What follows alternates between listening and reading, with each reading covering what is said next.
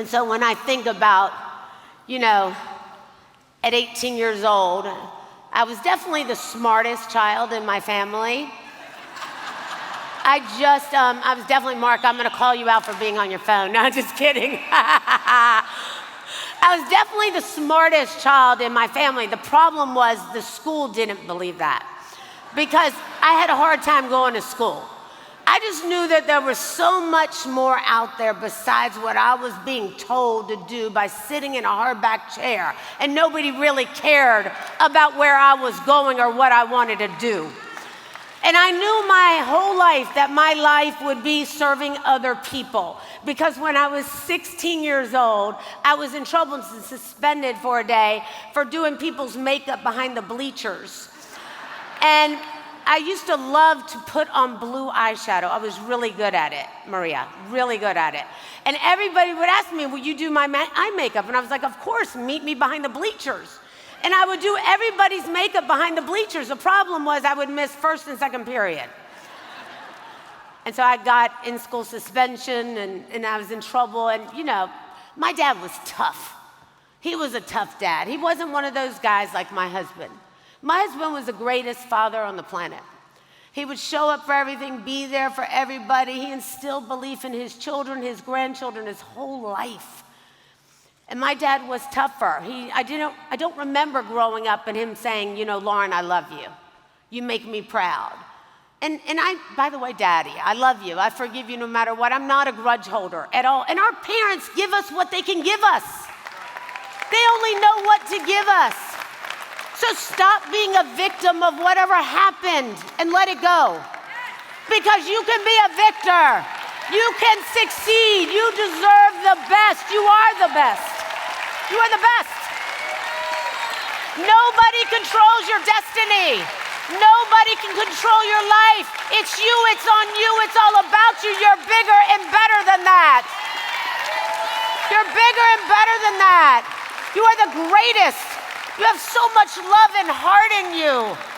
You have more. Look at this room, guys. Where else on earth does this happen? Nowhere. And that's why I say, and you'll hear Elizabeth say it, and Drayton say it, and Allison say it, and Cullen say it, and Dawn and Lisa say it, that you have to stay in the atmosphere. And so when I was 18, my father used to tell me, you know what? You're not going to amount to nothing. You're not going to amount to nothing. Anybody else have a parent like that? Let me see your show of your hands. Don't be embarrassed. We are here to self-discover this morning. We are here to create self-awareness, self-worth. Okay. If you didn't have a parent that did that, God bless you, because it's a tough thing, because you want your parents' acceptance. You want your parents to be able to tell you how great you are. Now, my mom would do everything she could to make up for it. She'd be like, you're going to be great one day. Don't listen to him. You're going to see, you're going to be special one day, Loren. You're my favorite. What I didn't know is she was telling Mark the same thing. But I was 18, and my dad said, I had just met my boyfriend, J.R. Reitinger. And my dad did not like him at all. Not at all. He's 38. I was 18. What in the world could this guy possibly be doing? And he thought for sure, Joe, right? He thought for sure he sold drugs. What my dad didn't know is Jared didn't have any money. He didn't have a money, he didn't have a car. Our big date was Wendy's, right, Joe? You went to that super bar with us many a nights. But I fell for this guy hard. And I loved him, everything about him. Now, he never back then told me how much he loved me. He kind of let me sweat it out, which is exactly what I'm doing right now. So if my mic stops working, we have a problem because I'm dripping under here. But that's okay. We do everything together. And he told me, he said, you're not going to amount to nothing. Wake up. I said, wake up where? I was 18. He said, well, we're going to get you a job. I said, well, I have a job. My boyfriend's talking about starting the internet one day. The World Wide Web. Remember that? It was called the World Wide Web. Mark was like, we're going to be in the World Wide Web. We just didn't know where yet. We didn't have a computer yet. But Jared was talking about, Joe, we're going to be in the World Wide Web. Right? Hey, Jordan. And so He's like, you're gonna go get a job. You're gonna become a flight attendant for Eastern Airlines. Now the problem, everybody knows, and if you've heard my story, you can just pretend you haven't, is that everybody knows I was afraid to fly, but that didn't seem to stop my dad. Now back in the day, to be a flight attendant, Mark, you remember this, right? I mean, he shook me out of that bag, said, get dressed. Back in the day, you want to talk about a Me Too world? It was embarrassing. Women had to dress up, wear short skirts, red lipstick, long hair. And at that moment, I fit the bill. I was cute back then, really cute. So it was like, you go get this job. They're going to pay you $28,000 a year. You're going to have 7 days off a month. Like it was some big deal. Don't people get 7 days off a month in the real world out there? I was confused. And I told Dad, I don't want to be a flight attendant.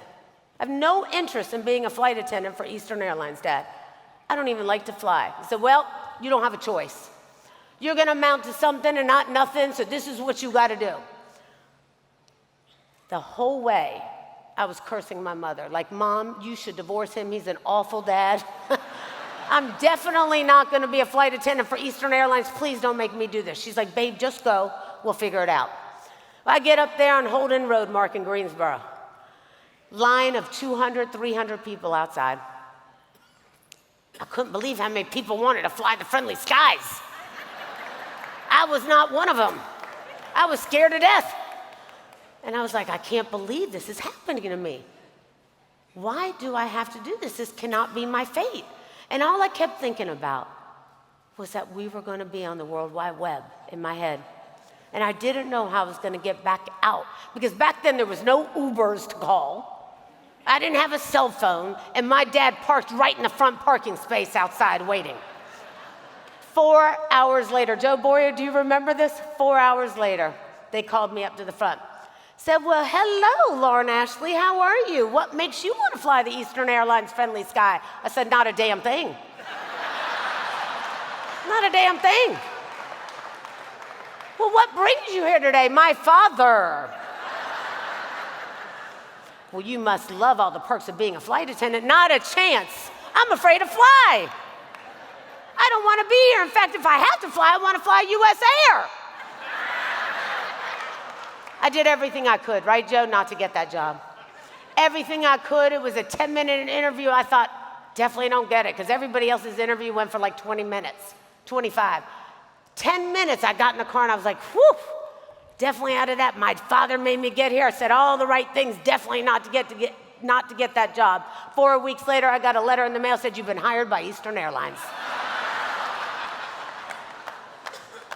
You want to talk about, yeah.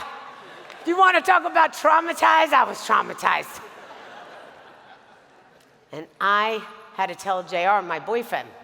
Now I was telling him, like, what do? I love you, I love you. And he used to, back in the day, he would never say I love you in the early days, right, Mark? He said, when I love you, you'll know. That's how he got me, by the way. I said, what do you mean I'll know? He goes, because I'll love you for the rest of my life. And when I love you, he used to tell me 2 things before I married him. When I love you, you'll know for the rest of your life, and you can never tell me that you'll ever divorce me. And I said, well, why would I say that? He said, I just want to let you know you could never divorce me, because if you tried, I'll kill you. That was his big thing. And I love you to the end of my life, to my very last breath, till we meet again. I always tell him, whenever you're ready for me, baby, just call for me. I'll come running. Come running whenever you want me. So anyway, I got the letter, and I told Jared, what am I going to do? They're telling me I have to report to Atlanta on Friday for training. He goes, well, you got to tell them you're not going. I was like, I don't know what to do. Long story short, I get home. I tell my mom, Mom, this can't be happening to me. My dad's like, congratulations. You got the job. You're going to be amazing. You're going to Atlanta. Now, first of all, I'm afraid of Atlanta. I never left my hometown hardly. I don't want to go to Atlanta. I go for 4 weeks. I'm miserable, stuck in a room with 4 other girls. Everybody's fighting over who has the prettier red lipstick.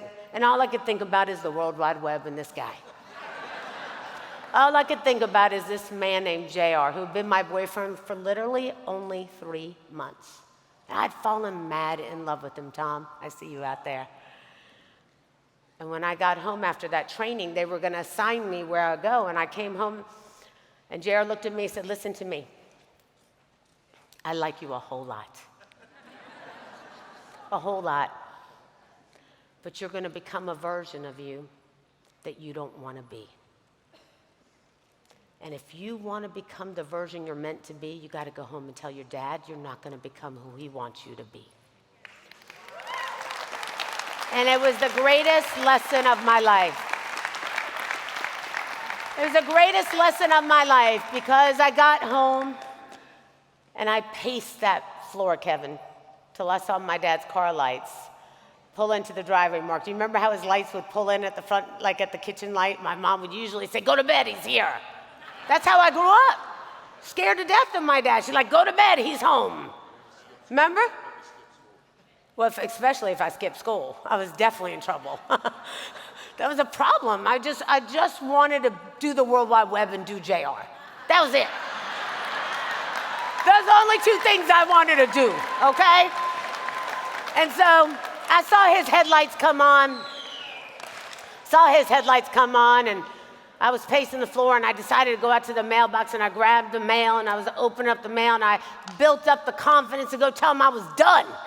I am not going to become the version of the person you want me to be, which happens to so many people. How many of you understand what I mean when you become a version of somebody else that you're not supposed to be?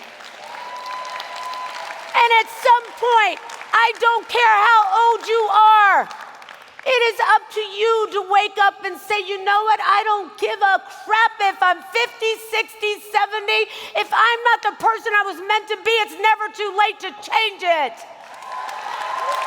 You can be whoever you want to be, whenever you want to be it, right, Michael?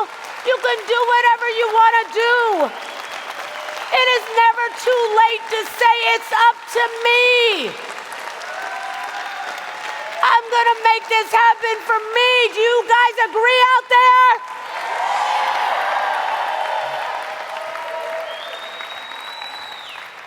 And so I opened up the mail, and I was working up a sweat because I knew I was going in there. My mom was sweating more than me. She was so scared because she was one of those incredible mothers, and she was probably going to take the brunt. He would probably be screaming at her, "What kind of kid do you have? Oh, she's going to be a nothing one day. She's going to be your daughter only." You know, that's how some parents do it. And I didn't like that. I didn't want it to be on her. And as I was opening up the mail, I got a letter from Eastern. And it said, "Eastern Airlines has gone out of business." Now wait. I was going in there to tell him, just so you guys know.